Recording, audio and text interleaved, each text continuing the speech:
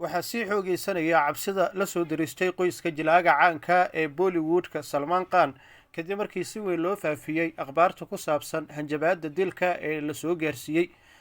laamaha ammaanka magaalada Mumbai ee dalka Hindiya ayaa bilaabay baaritaan dhacdadaasi ku saabsan. tallaabadan ayaa waxa ay imaaneysaa kadib markii dhowaan toogasho lagu dilay fanaan reer Banjaabi ah kaasi oo lagu magacaabo Sidhu Moosevala, kaasi oo dilkiisa lala xiriirinayo nin isaga ka tirsan koox burcad ah kuwaasi oo dilal sharci darre ah iyo sidoo kale falal dambiyada kala duwan ka geysanaya gudaha dalka Hindiya, kaasi oo booliiska ay gacanta ku dhigeen laguna magacaabo Lawrence Bishnoi Gang. haddaba kooxdani waxaa la sheegay in sanadii 2018 ay hanjabaatan oo kale ay u direen ama dil ay ugu hanjabeen Salman Khan, waa atooraha shirkadda Bollywoodka caanka isla markaana ee dalkaasi Hindiya. haddaba dilkan la sheegayo amaba hanjabaadda dilka imika loogu hanjabayo Salman Khan iyo sidoo kale aabihii ayaa waxaa arrintani lala xiriirinaya ama la aaminsan yahay in ay salka ku hayso dhacdo sanadii 1998 ka dhacday dalka Hindiya, taasi oo atoorahan caanka Salman Khan lala xiriiriyey dilka mid ka mid ah ugaarsatada waddankaasi Hindiya, taasi oo xilligaasi isaga iyo sidoo kale dhowr atoorayaal lala xiriiriyey. haddaba sida aynu kasoo xiganay booliiska dalka Hindiya, Salman Khan iyo sidoo kale aabihii ayaa waxaa loogu hanjabay dil. Salim Khan oo aabaha dhalay Salman Khan ayaa xilli uu isagu ku guda jiray almiitadiisa ama almiitada maalinlaha ee uu ku sameeyo meelo ka mid a magaalada Bombay ayaa aagga uu mar weliba tago waxaa kursi halkaasi ku yaala loo dhigay warqad ay ku qoran tahay ma sii noolaanaysiin adiga iyo wiilkaaga Salman Khan. aabaha dhalay Salman Khan ayaa warqadaasi waxaa markaasi qaar ka mid a ilaaladiisa oo soo qaaday ay u geeyeen abbaari 8 subaxnimo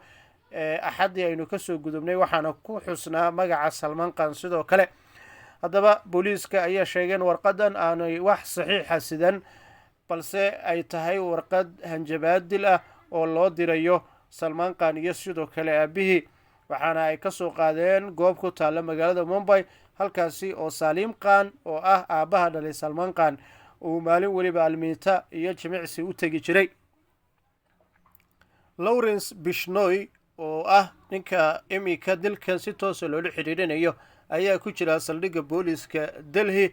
hase ahaatee weli su-aalo weydiin ay ku sameynayaan. waxaana loo haystaa dilka fanaanka caanka ee Punjab ee lagu magacaabo Sidhu Moosevala. fanaankan ayaa waxaa dilay kooxo xiriir amaba sidoo kale la aaminsan yahay in uu abaabulay ninkani imika gacanta booliiska ay ku dhigeen oo lagu magacaabo Lawrence Bishnoi, kaasi oo booliisku imika ay usoo xireen sabab la xiriiro dilka fanaanka reer Pakistan ee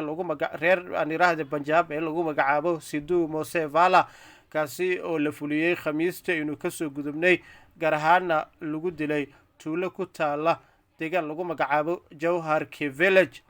haddaba booliiska ayaa waxa ay sheegeen in toogashada loo geystay fanaankan in jirkiisa ay ka muuqatay dhowr rasaas ilaa 19 xabadood oo dhaawacyo xabadahaasi ay ku yaaleen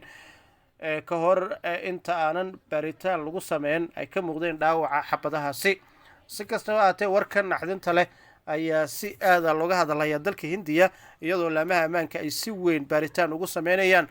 dilkan iyo siyaabaha markaasi imika uu ku soo aaday iyo waxa ay uga dhigan tahay Salman Khan. haddaba waxa ay tabinayaan warbaahinada waddankaasi Hindiya in Salman Khan uu dalka Hindiya kusoo laabtay axadii aynu kasoo gudubnay, waxa uu xaflad kaga qaybgalayay magaalada Abu Dhabi ee waddankaasi isu taga Imaaraadka Carabta. hase ahaatee marka la eego magaca Lawrence Bishnoi oo ah ninka la aaminsan yahay in hanjabaadaasi uu xaggiisa ay ka timid, isla markaana sidoo kale la leeyahay waa dilaa ka dambeeyay dilka Punjab fanaankan waddankaasi Punjab u dhashay ayaa ama magaalada Punjab kasoo jeeda, ayaa waxaa booliisku ay wax iska weydiinayaan siyaabaha ay arrinta ku dhacday, maadaama ninkani uu saldhig booliisa ku jiro, booliiskuna ay su-aalo weydiin ku sameynayaan